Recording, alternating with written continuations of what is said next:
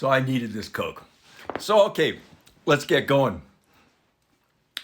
So we left off having talked about the polymerase chain reaction. The polymerase chain reaction would have allowed us to make millions and millions of copies of a single piece of genetic sequence, whether it's DNA or RNA with a little bit of appropriate modification to the process. And so we can make millions and millions of copies of genetic information. And making those copies is now what allows us to, well, one of the things that allows us to sequence genetic information in real time. And so, as I mentioned last time, the Chinese had managed to sequence the coronavirus in just a matter of a few weeks, a month perhaps, after their discovery because of this. And here's what we've got. So here it is. Here's the entire genome for the coronavirus.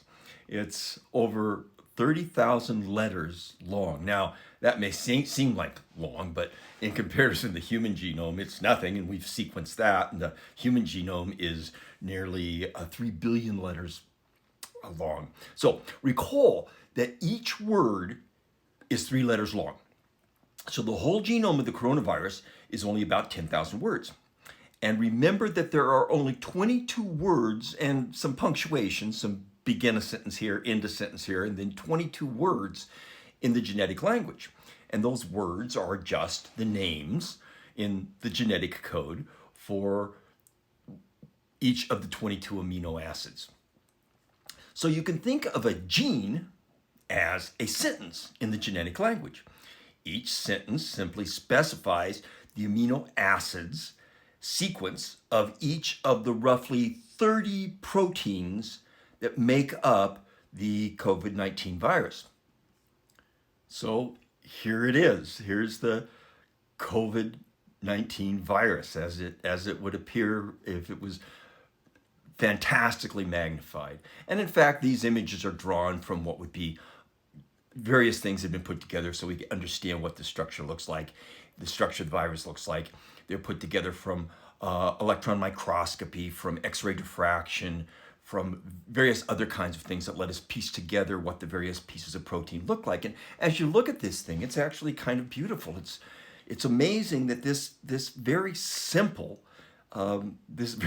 assemblage of proteins and this little sequence of DNA can cause us such problems, but nonetheless, that's what it is. Now, so as I said, there are about 30 genes in the COVID-19 genome. Those 30 genes then are these sentences, and each one codes for a different kind of protein. And there are basically 3 kinds of protein that it codes for. One of those kinds is simply the packaging protein. So those are the proteins that at the end of the day are going to package up the RNA, and they're structural proteins. They'll just package up the RNA and off it'll go. Then there's another set of proteins, which are those that are made inside the cell in order to help now reproduce the RNA. So there are those, and those are abandoned. Those aren't transferred along with the virus at all. So those are made once the viral RNA is injected into the cell. And then finally, there's another set of proteins which are basically there to screw with the protective system, the immune system, or the protective system of the cell itself. So the host cell actually has some things that it can do to protect itself from viral RNA, and the virus has proteins that it manufactures to basically screw with that process. So as I said, the virus looks like this. Now, it's kind of cool. Notice that kind of purple coil. That purple coil represents the RNA sequence. And that purple coil is all folded up nice and neat. It's packaged by other proteins which are in there, the structural proteins which package this viral RNA up nice and neat inside it. And then we have the red spikes and the viral shell itself. So this is just an amazingly beautiful thing. Now, the virus's RNA is injected through those red spikes. The RNA sequence for one of these spikes is about 3,750 letters, so about 1,250 words, which means there are 1,250 amino acids that make up this protein. And here's the coding for that. So here's the genetic language for that. And now here's what the protein looks like when that protein is actually translated from the RNA language into the real protein language. So that's what this protein looks like. Now, this protein looks very similar to the same kind of spikes that are on all coronaviruses. So SARS, all of these kind of things. It looks very similar, except that this one has, and this is so cool. So this one has 12 letters sequence, and I'll tell you what they are. It's CCUCGGCGGGCA. So those 12 letters, which means 4 different amino acids in this spike than in other coronaviruses spike. And we don't know why, but we think that mutation, that 4 amino acid mutation, helps bind more tightly to the human cells. And so that's one of the things that people are looking at. And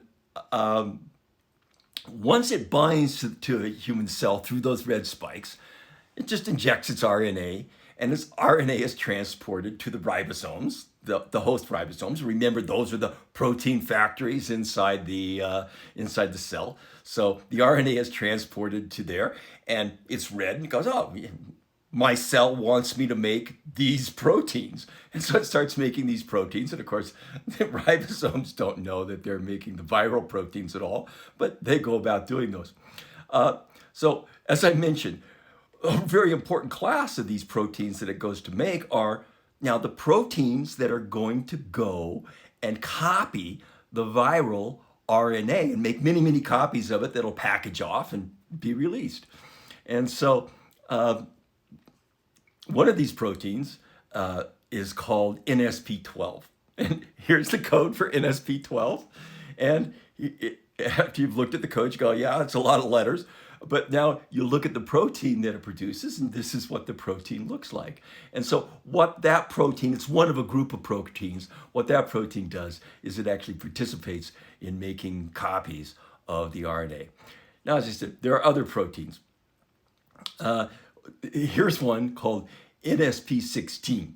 And what it helps is the virus, it helps the virus's genetic material hide from the host proteins, hunt and kill system. So inside the host proteins, inside the host cell, there are hunt and kill proteins that go out looking for viral RNA. And this one simply helps hide from that so it doesn't find them. And that's one of the interesting things about the COVID virus is that it seems to be very effective at hiding from the internal machinery in host cells that protect it, at least those people who come down with horrible symptoms. Here's an interesting protein. This one is called ORF3A. Now, this one is one of the escape artist proteins. What this one does is it basically cuts holes. After we've made a whole bunch of viral particles now, this one comes along and just cuts holes in the host cell membrane. And so by cutting holes in the host cell membrane, it makes it possible for the new viruses to get out. Basically, they rupture the cell. So that's what this one does. And it's left behind when it's all done. It's done its task. And there are proteins whose function we just do not understand at all. So here's one called ORF8. And we have no idea what this one does. We don't know if it has some function or not. But it's almost always the case that living matter does not make things that aren't used. So it would typically shed such things because that uses energy, and it would typically shed, doesn't want to use energy unnecessarily. So it would typically shed things. So it's more than likely that this does something, but we have no idea what it is. So what I want you to take away from all of this is just this amazing thing that we have here. We've been able to read the genome of this virus. We've been able to see where it differs from other coronaviruses. And if we understand where it's different, how its structure is different, then that ought to give us ideas of how to combat this one, why this one is infectious in a very different way than other cells. And this is amazing that we can do this. We can do this. And in my lifetime, this is all new. When I was born, the idea of doing this was almost impossible. And this is what I'll be talking about next time. So, what's going to happen in your lifetime? What's going to happen in your lifetime that still remains, that right now we say, oh, that can't be done? No, it will be done. And that will happen in your lifetime, and that will happen from your vision about what needs to be done. So we're going to talk about that next time, and we're going to wrap up our house calls for this year. And actually, hopefully, we won't need to do this again. So anyhow, you guys have a good day. I'll see you in lecture in just a few minutes. I'm going to head on upstairs.